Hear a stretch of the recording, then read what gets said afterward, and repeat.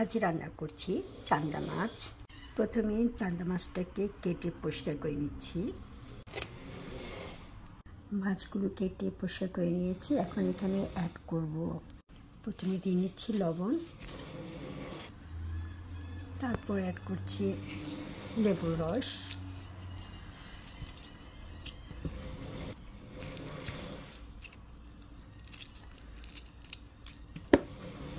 দিয়ে দিচ্ছি lemon juice, সব শেষে দিচ্ছি হলুদ। এই হলুদটাও মাছের আষ্টে গন্ধ দূর করতে ভালো ভূমিকা পালন করে।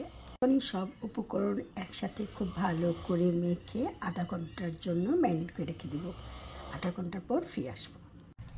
আধা ঘন্টার বেশি হয়ে আসছে। এখন আমি মাছটাকে খুব ভালো করে ধুয়ে নিচ্ছি।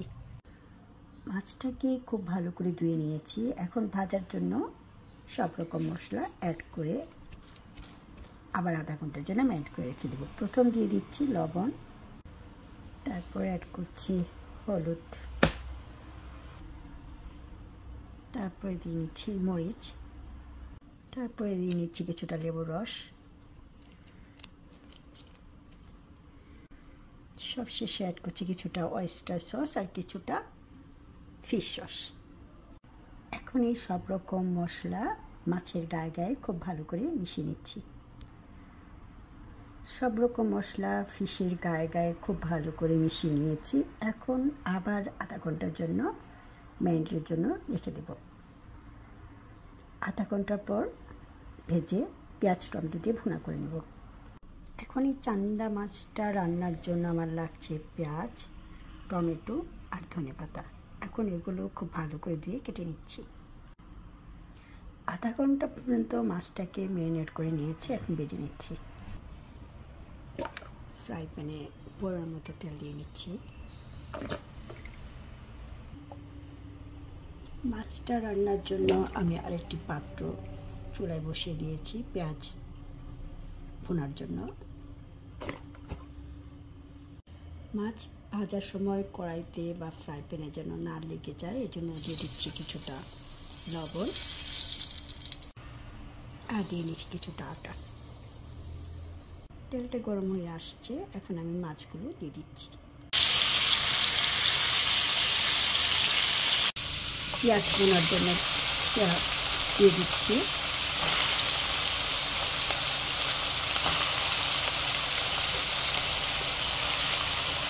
এখন পেঁয়াজটাকে খুব ভালো করে ভেজে নেব। আমার পেঁয়াজটা লাইট ব্রাউন হয়ে আসছে। এখন আমি এখানে একে একে সব রকম মশলা অ্যাড করছি।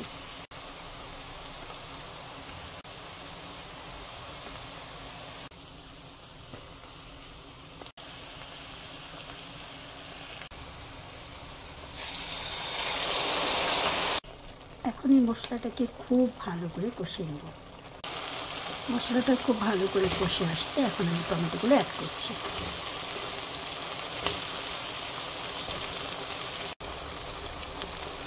যেহেতু আমি মাছটাকে খুব ভালো করে ভেজে নিয়েছি, এর জন্য আমি আগে টমেটোটাকে কষিয়ে নিচ্ছি।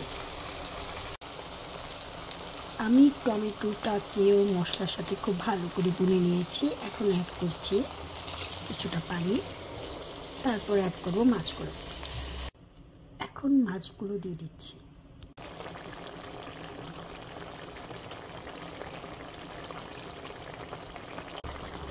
এখন দিয়ে দিচ্ছি কয়েক ফালি কাঁচামরিচ,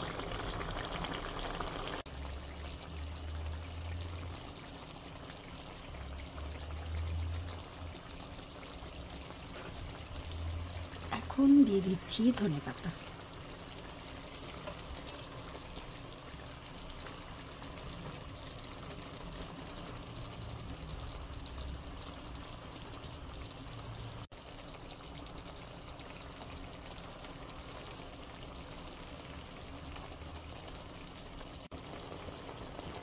পেঁয়াজ টমেটো দিয়ে চান্দা মাছ রান্নাটা আমার কমপ্লিট।